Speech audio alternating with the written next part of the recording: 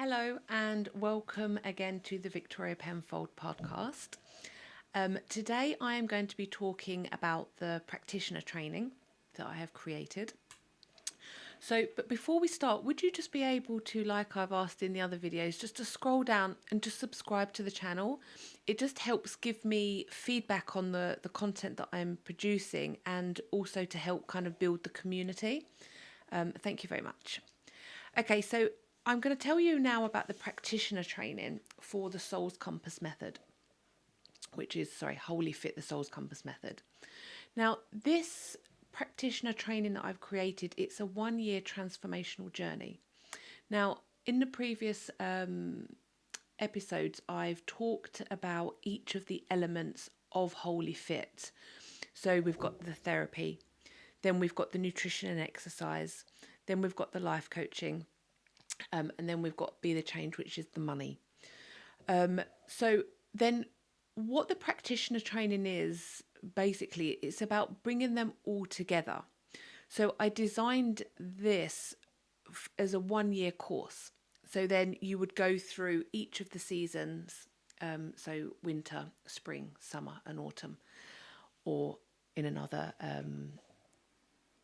routine. And you would learn each of the individual elements, but it would actually be delivered to you, so you would be receiving them. And it's just an invitation to embark on a journey to discover who you truly are. And then create a soul's compass for yourself to make sure that you're moving forward in the direction that your soul is here to do and be. And I draw from the wisdom of the land, ancestral knowledge, and then I do integrate it with science, neuroscience, and then transpersonal therapy. And then that kind of helps unlock quite profound knowledge that is already within you. And I often use the analogy, like if you get like a seed or an acorn, when you break it open, you can't visually see anything, but you already know that everything is in there to create the oak tree, or to create a sunflower, for example, if it's a sunflower seed. So sometimes it's about just tapping into what it is within you, and we can't always explain what it is. It's just intuition. So that's why I use them both together. Also, it kind of connects you to the profound connection that you have between the cosmos and in your own heart, because we are a micro of the macro. So if you think about the earth, the universe, the planets, we are just a micro version of that. So it's really connecting you back to who you truly are, and just using the land and like I said before, the ancestral wisdom to really tap into that, and I will help guide you through that. The goal of it is to learn the skills of becoming the wounded healer. Now, quite often we go through our life and there's lots of wounding, and it's quite courageous to go into that wounding and to try and heal what's been hurt. And what happens is if you think about a cut on the skin, when you cut yourself and then it heals, you get a scar. And that scar tissue is actually stronger than the original skin that was already there. So I guess the point is that when there's been wounding, we become quite resilient, and we're able to recover quickly when there's been what is perceived as like bad events in the life. So it's about learning that those wounds are not something to be afraid of. They could actually be the source of you helping to heal somebody else. And you can actually research and read up on the wounded healer. It's a Greek mythology, like Chiron. So if you just kind of tap that into Google, you can read a little bit more. But as we kind of go along this journey together, I'll be teaching you about that anyway, which is also part of the training. And what I guess I'm a little bit different is that when I conduct the practitioner training and even sessions with my clients, I do it from a very grounded, embodied place. So I really sort of mix structure and realism with then being able to tap into that transpersonal element. Because for me, I think when you do one without the other, it can be dangerous. So if you think about methods like just CBT or DBT, what happens, or even just the gym and you're just doing the weight training, it becomes very materialistic. And what happens is you're just focusing on the outside and there's no real depth within it. So then that ultimately can be a little bit dangerous because you'll think it's great at the time and then you'll get to a point and you're like, oh, well, there's nothing in there. But then vice versa can happen. So you can do so much depth work, but actually then there's no structure and method to contain you within it. And that can be quite frightening. So you could actually access that higher transpersonal self and who you truly are, but then you can actually get lost in a fantasy world and dreaming, and then actually nothing's really happening in real life, and you can lose that connection to being human and materializing what it is that you want to be and do. So I use them both together. So I do create that strong structure and then really focus on grounding techniques, but also it's got a depth within it. So then that grounding and that container holds you when you really are exploring those deeper layers within yourself. Then obviously I've spoken about the elements before so far. So it really is the integration of therapy, nutrition, exercise, life coaching and money work. So it's really about creating and accessing true abundance from the inside out, because nothing is abundant without one of those other things. And for me, it's really about creating not so much balance, which for a long time I thought that. It's about creating harmony between sort of like your life and then your work life as well. And I think if you're happy at home, you'll be happier at work. And then when you're happier at work, you'll be happier at home. So it's really about creating harmony rather than balance. Because for me, I'm quite a literal person. So if someone says balance, I just think it's just exactly the same either side. But actually, it doesn't always work like that. Sometimes we have to give more attention to family and our private life. Sometimes we have to give more attention to work. But then when they're working in harmony together, for me, that is the purpose of life, and being flexible with that. Along the way, you will gain trauma-informed tools and heart and soul-led techniques that kind of help you implement and protect your boundaries and your own energy for yourself and your business. Whether that is your business is just you're working for somebody, or you run your own business, and maybe even you're a therapist or a life coach or a personal trainer, whatever it may be, but just to deepen your own practice. And then also the most important thing is about being part of a supportive, like-minded community that can walk that path with you and support you along the way.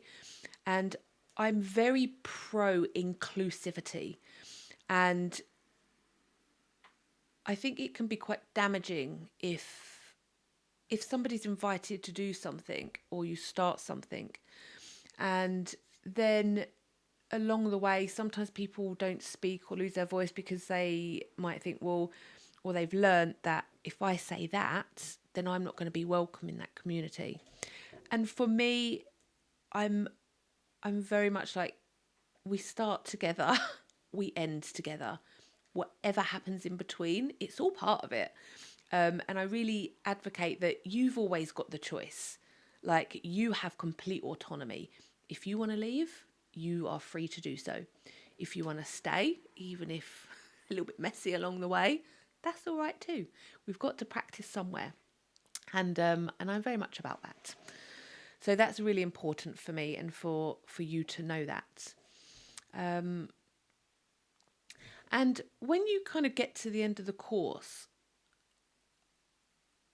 what I guess most of the training that I'm going to be providing is that it alters a little bit different, because if I work with a client, I'm delivering what I know with the knowledge that's behind me and kind of underpins my work. But when I teach somebody the practitioner training, you will learn how I learnt that and the method behind what I deliver. So it really is going a little bit deeper, lots of psychoeducation, but also lots of grounding and being in your body and just really accessing who you are. Then at the end of the course, you would kind of like learn how to enrich your own life. And then there's two possibilities. So then you could become a Wholeyfit Souls Compass method practitioner training, which will have equipped you with all the tools that you need to do that under my supervision. And you could then just do it in one or all elements. So you might decide, oh, I really like that element. I just want to do that as a little bit of part of my life. Or you might want to do all of it, or you might do little parts of it. Or just use it to really deepen, like I say, like your own work with your own clients or your own workforce. And again, it could be under like my supervision until you know the method long enough and well enough to be able to kind of go solo. And always knowing that you've got a point of contact to come home to if you need, like, I know it's like having a mum and dad, like you're out in the world and everything's great, and then you have a little bit of like, oh, I need to go home, and then you just come home, we stabilise you, and then we send you off again. So it's just always knowing that you're always welcome, and you decide what you want to do afterwards. And my goal is I want to create a network of practitioners so that I can teach the method to, but also so that everyone's got somebody that they can connect with. And also for me to know that I'm delivering my work and my soul's work. So that's kind of like the longer vision. And what I will hopefully do along the way as I create and build these practitioner training groups, then I will have them endorsed by certain places like that will be recognised, places like the BACP, REPS, UKCP, BANT, and they're all, and the national international like life coaching communities, just so it's recognised across the board. And then my greater vision and what my steps are is then to have it implemented into education systems. So this would become available to people in school or university, and they will basically be doing a degree on themselves before accessing or attempting to help somebody do their own, and really ensuring that you're doing what it is that you want to do and trying to not waste your time. So an example of that could be, I hear so often that, oh, I did this degree and I never use it. And I'm like, what a waste of time, a waste of energy. And I find it really sad because, you know, the people that taught this degree, like, they put a lot of effort into that. So for me, like, it's really about taking a step before that. Like, if you really are not sure what you want to do, or you even question, like, am I just doing this because it's like what happens in the family, or what my friends are doing, or what I think I should be doing just because I've got nothing else to do? This is what I want people to do first. So really, like, tapping into yourself, doing this degree on yourself, and then having this real clarity so that we can create your compass based on what your true calling is and what it is that your heart desires. But we really have to access that and create a space for it. And for me, as your teacher and guide, I do bring a lot of warmth and clarity and quite a lot of grounded just knowing, and just that vulnerability of knowing that I'm not perfect and I don't pretend to be, and when I'm wrong I say I'm wrong, and I'm always learning and open to learning. But also I have walked this path now for a very long time, since I was a child. I was 6 years old when I declared that I will not be like my family, and that I will change the the trajectory of my family system and my family line. And from that very small age, I knew, and I have made a point of it to do this journey, even from that very small age, of doing what I could with the capacity I have had at each phase of my life. And I'm clear. I'm very clear about what my destiny is and what my calling is. And sometimes I think about like a mountain, and I'm very clear about what's at the top of the mountain, but the path isn't always clear.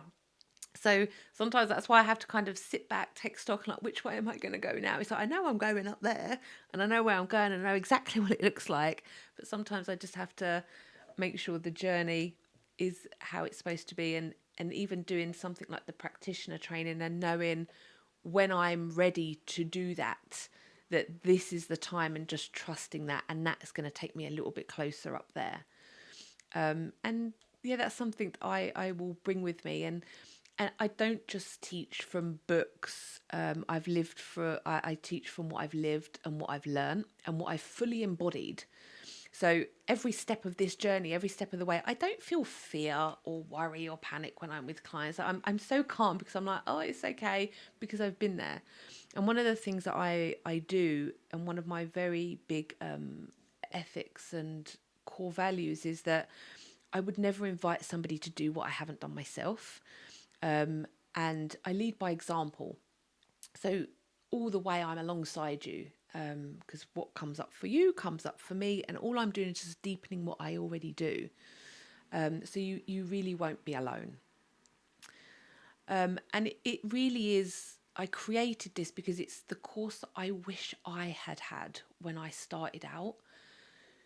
Because obviously, when you go along this journey, I didn't know that certain methods were not okay for somebody, for example, that have suffered sexual abuse, or that maybe got bullied at school, or maybe is quite receptive and intelligent.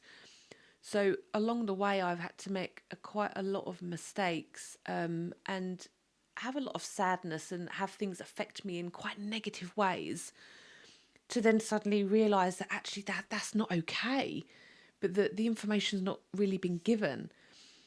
So then I had to really take responsibility for myself and feel like, well, no one's going to save me. I have to do it myself. So then I created this thing, like with that mindset of what did I need? What did I need as somebody had suffered such quite horrific trauma, I guess, and from a very young age, from even being in the uterus, that I was born into a very abusive environment, and that lasted well until I was a late teenager. So I really had to reflect and respond to something that was okay for me and safe. And then I kind of go back to what I said in the beginning. It's something that's created with a really strong structure, with routine and order, but also with a depth to it. And the depths, that when you go to these kinds of depths, it's like learning how to be compassionate and empathic, not just to others, but to yourself. Because what happens inside of you is what is happening on the outside. So if somebody's behaving in a certain way, it really is not about you. That is what is going on in their internal world. So if somebody's cruel or unkind to me, I'm just so kind to them, because I just think like, oh my gosh, like you're really being unkind to yourself. But if I show kindness, then what happens is they will internalize that, even if it's just a tiny bit. And even if just for a tiny moment they're kind, then the world really is a better place. And what I've also learned is that it's so much harder to be kind than it is to be intelligent. So yes, I use my intelligence, but also I use my kindness and just really just being a human being. And yeah, I really, really hope that I can grow a community of love, companionship, and safety, and help people guide them along their ways. And knowing that you will always have a home with me. So when you come here and do this, for me, home is where the heart is. And if you do not have a home somewhere, some way, you will never access what is in your heart. So that is probably one of the fundamental pieces that I bring here as well. So my method really is both soulful and structured, and it's designed to meet you wherever you are and really guide you back home to yourself by using my home as a starting point for you. And if you want to learn a little bit more as well, like, you can go onto my website, victoriapenfold.com, and then that kind of describes more about what the practitioner training is. So once again, I'm really grateful for you to have been here today, and I'm really looking forward to talking more about the method. So what I'm going to do now going forward is, so the next part of it, I'm going to go through each of the elements again, but I'm going to go on the inside and show you and tell you a little bit about how it's structured and how it's going to be, and describe a little bit more about each individual part. And then from that point on, after those 4 episodes or 5 episodes, then what I will do is then we will take one particular topic each week and talk about it in depth. So for example, we might, if we're talking about therapy that week, we might talk about family systems. And then as we talk about family systems, it will be like a full up to an hour episode, maybe a little bit longer, depends, or a little bit less. And then we might have guests along the way. I might have like clients come and speak with me to talk to you about their experience. Anyone who's done and is doing the practitioner training, again, talking to them about it. And hopefully people from each of the areas are way more advanced than I am, but that I have learnt from along my way. So then it won't just be all about me and you just watching me. But I do look forward to seeing you again, and hope that you will keep coming back, and have a really lovely day, and I look forward to seeing you again. Bye.